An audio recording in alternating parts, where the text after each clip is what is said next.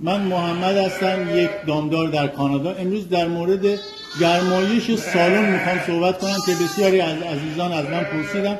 ما واقعا اینجا کار خاصی برای گرمایش انجام نمیدیم، به خاطر اینکه این سالن برای گوسفند طراحی نشده، سقف بلندی داره و ایزوله نیست. ما نمیتونیم اینجا رو گرم کنیم، یکی به این دلیل، یکی هم به این دلیل که اینجا هزینه سوخت و هزینه گرمایش بسیار بالا هست. ما تنها کاری که امسال کردیم و به نسبت پارسال بسیار بسیار بهتر بوده اینی که فضولات کف رو تخلیه نکردیم و روش هر دفعه ما کاه اضافه میکنیم برای تمیز شدن و بهداشتی بودن و این باعث شده تخمیری که انجام میشه و باکتری هایی که در زمین هستن این پهن رو تخمیر میکنن و تجزیه میکنن، و اون تجزیه باعث گرمایش سالن از کف میشه که مؤثر بوده.